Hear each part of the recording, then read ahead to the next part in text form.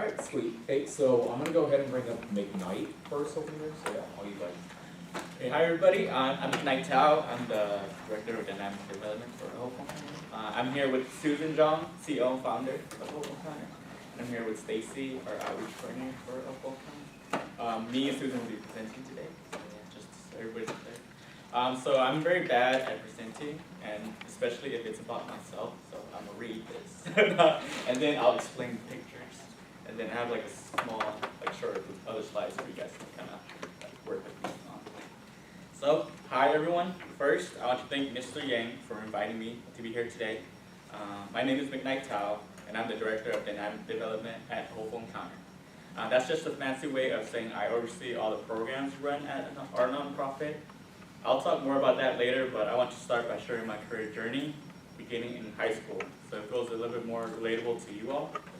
I went to Duncan Polytechnical High School, which is a magnet school, so I had to apply to get in Duncan. There are programs called RP, or career pathways, where you pick a focus area to help guide your career. I chose the career technology pathway. From there, I went on to Fresno State and earned my bachelor's degree in computer engineering.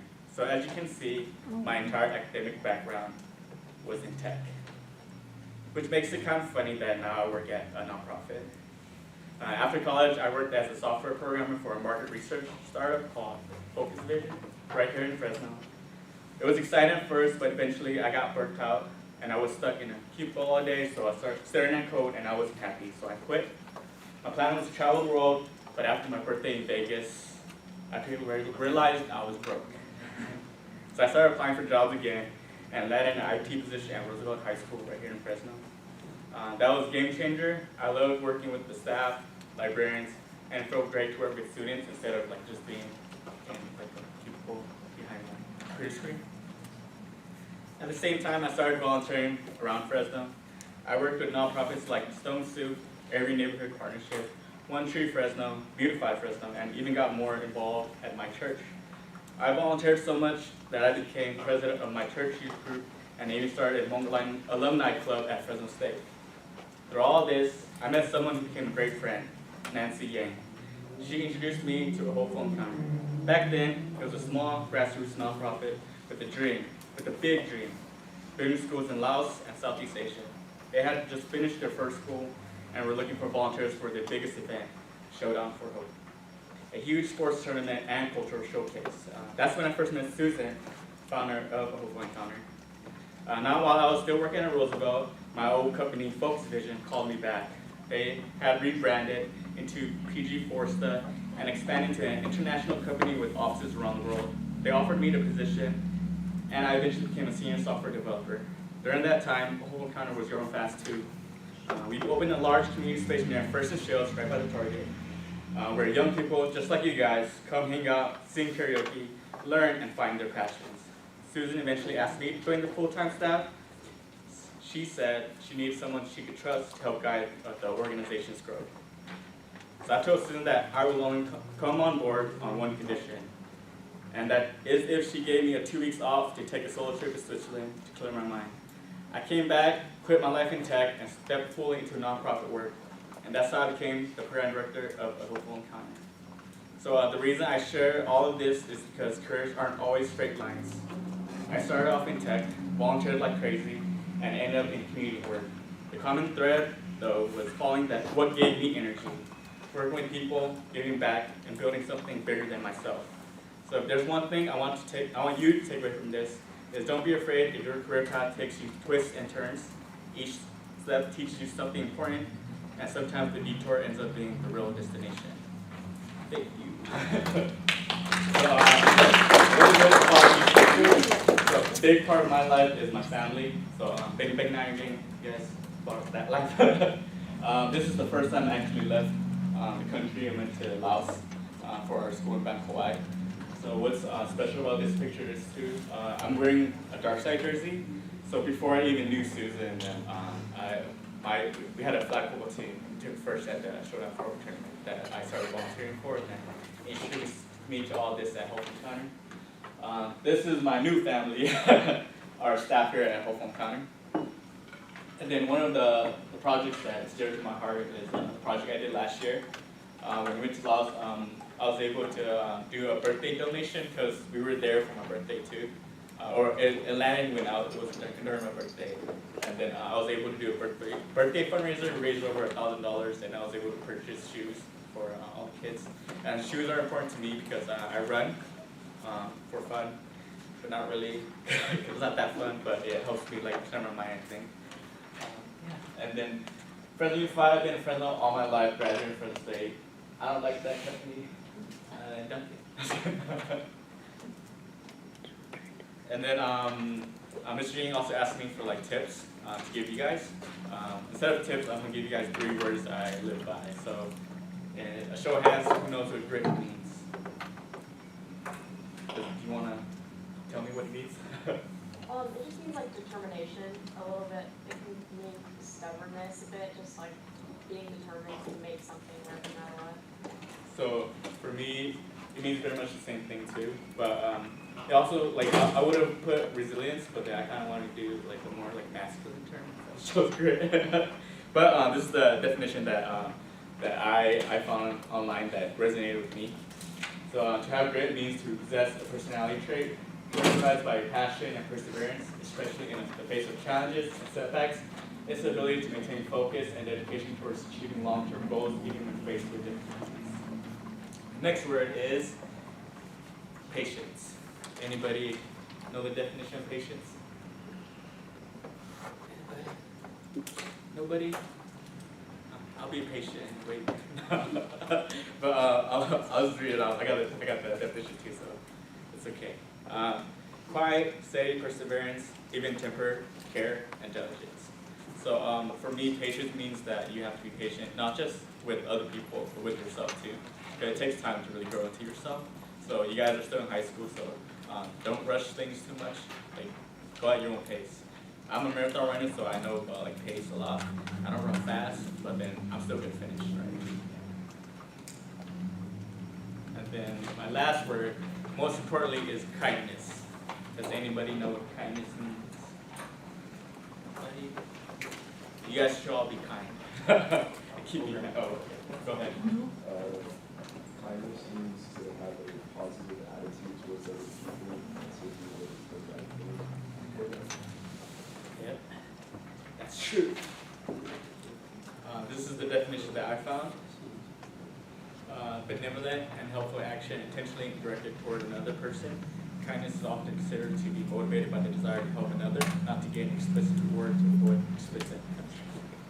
So to me, going back towards like the other word, kindness, like instead of being patient to everybody and yourself, you also have to be kind to yourself too. So forgive yourself, forgive others, and then I think you'll live life a lot happier. And then I wasn't gonna really show this video. It's not like super deep or anything, but I think recently, so yesterday I was working, my friend texted me that his mom passed away, right? And in our culture, we do something called Zhangmo. So Zhangmo means that we just go and they just kind of stay with them. Because I was like waiting for it, I was like trying to figure out how to like text him, like what am I supposed to say to that in that situation? And then it came to me, Zhangmo. Like sometimes you don't have to say anything, you just have to be. Just share their space and be there for them physically. This kind of reminded me of this video about sympathy and empathy, so hopefully it helps you guys too.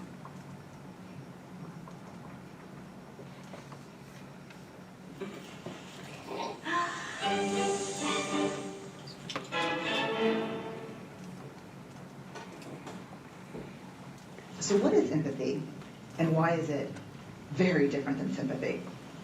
Empathy fuels connection. Sympathy drives disconnection. Empathy, it's very interesting. Teresa Wiseman is a nursing scholar who studied professions, very diverse professions where empathy is relevant, and came up with 4 qualities of empathy. Perspective taking, the ability to take the perspective of another person or recognize their perspective as their truth. Staying out of judgment, not easy when you enjoy it as much as most of us do. Recognizing emotion in other people and then communicating that. Empathy is feeling with people. And to me, I always think of empathy as this kind of sacred space when someone's kind of in a deep hole and they shout out from the bottom and they say, I'm stuck, it's dark, I'm overwhelmed. And then we look and we say, hey, you climb down. I know what it's like down here. And you're not alone. Sympathy is, ooh, it's bad, no. You want a sandwich?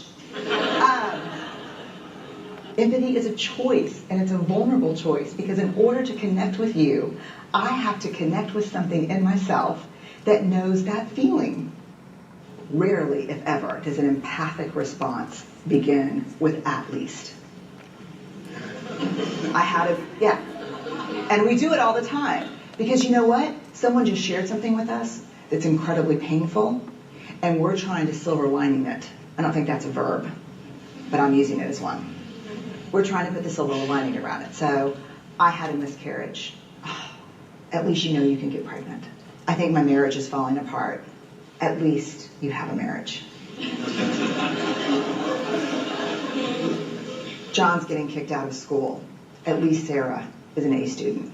But one of the things we do sometimes in the face of very difficult conversations is we try to make things better. If I share something with you that's very difficult, I'd rather you say, I don't even know what to say right now, I'm just so glad you told me. Because the truth is, rarely can a response make something better. What makes something better is connection.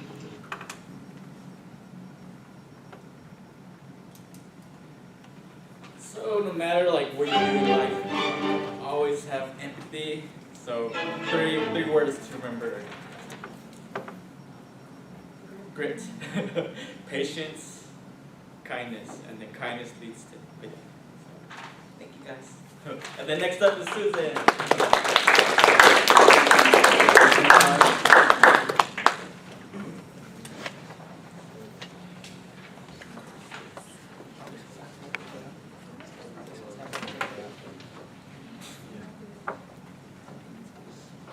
Is it still morning or is it lunchtime? Oh, Oh, well then, good afternoon, you guys. Good afternoon. Wow. So, my name is Susan. Thank you, McKnight, for your wonderful presentation. I almost cried. I was like, don't cry. But McKnight has been a part of A Hopeful Encounter and our journey for a very long time. So we are extremely blessed and lucky to have McKnight on our team. So, once again, my name is Susan. I am the founder and CEO of A Hopeful Encounter. Today I'm going to spend maybe 5 to 7 minutes talking about who I am and my journey to becoming the CEO of a nonprofit. And so I am a mother of 5 kids. I've been married for over 20 years. But when our journey started for A Hopeful Encounter, it was 2013, and my husband had just returned from Laos.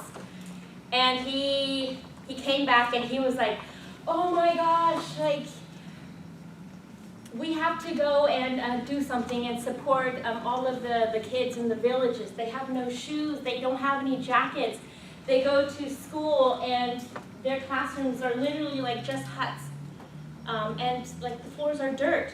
And he was like, and it's cold, like their feet are cold. They don't have any tissue for their nose and their noses are running and they're just swiping it.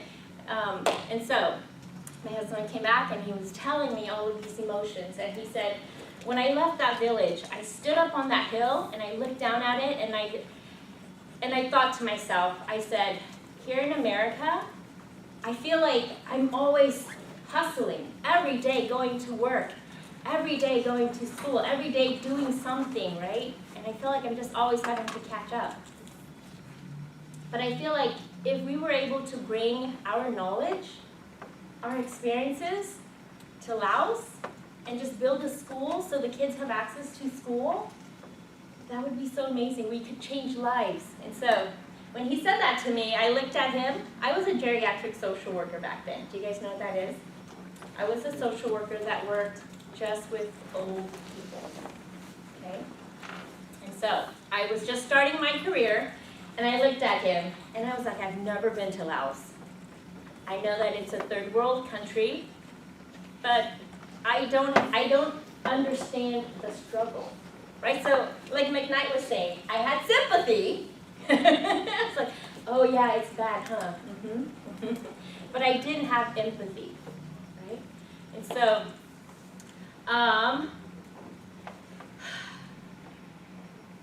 but what my husband had was grit, perseverance. And he knew, he was like, all right, so let's just take a step back and let's just brainstorm. How can we make this happen? So we continued brainstorming after I told him, no, I don't think that's a good idea. But he kept brainstorming, so we kept talking about it. And then I gave in. I said, okay, I think we can at least give it a try. I knew nothing about nonprofits. How many of you guys here know anything about nonprofits? Yes, one of you guys. Anyone else? Have you guys heard of maybe like United Way?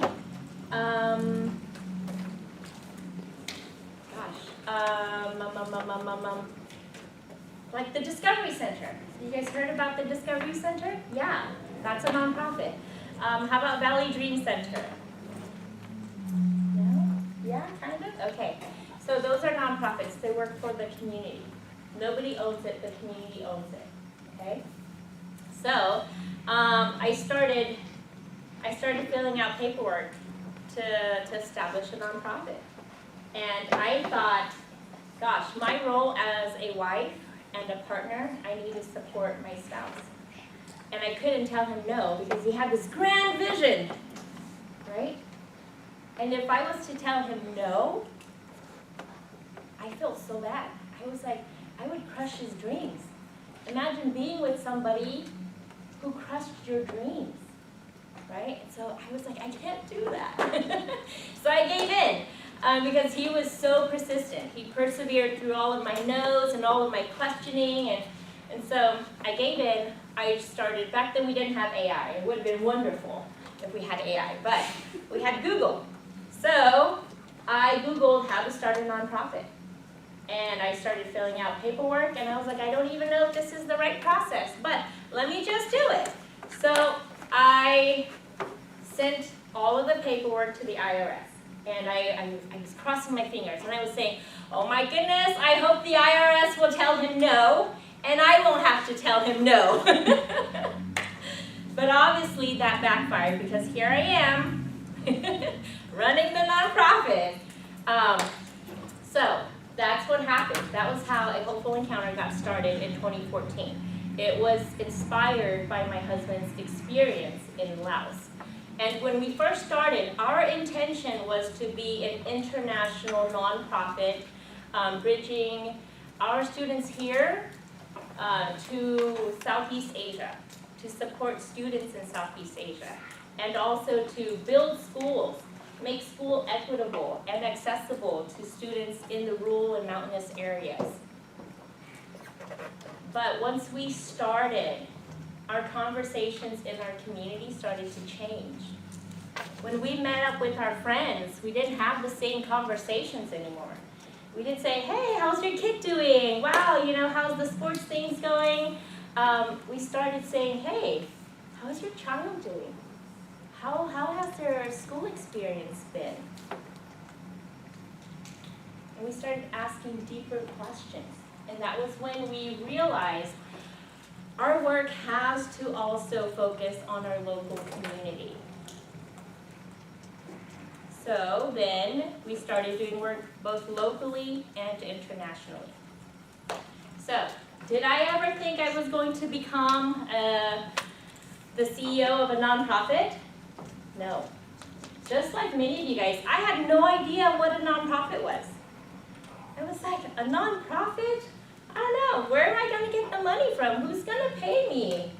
Right? Yeah. And so, but once I was on that path, I started to do more research. And that was how I knew what I needed to do next. And that was how I got connected with Brandon. Because the next step for us was making connections, building our network, and collecting resources. Brandon has been an extremely impactful resource for us and our young people in our community. And so, yeah, so that's a hopeful encounter. So we do programming for our young people to develop leadership skills. And so that could look like anything and everything. We combine everything that we do with leadership. We have dance, we also have leadership with dance. We have STEM class, we also have leadership with it. We have language class, we also build in leadership with it. Okay? Because what is most important is all of our young people having confidence in themselves to use their voices, to advocate for the community that they envision thriving in. And if you all are not confident to do that, then we, as your adult allies, are not doing our job. Because you guys really are our future, right? And our future is tomorrow. We don't know what's happening tomorrow, right? So, that's a hopeful encounter, and that's how I got involved, or that's how it all got started. But today, I want to do a little activity with you guys. How many of you guys here know what you guys want to do when you grow up? Okay? Oh, okay. Can I have you share? What do you want to do? I want to be a contractor. A contractor? Cool, cool. Gentlemen, yes, in the corner. Criminology, builder, or lawyer. Say that one more time. Criminology, either law or become a builder. Oh, nice, nice. Criminology. Okay, anyone else want to share? Child and adolescent psychiatrist. Ooh, a psychiatrist in children and adolescents. Nice. Okay, so I am super glad that some of you guys have a good idea of what you guys want to do after college. So today I want to do an activity to help all of the rest of the class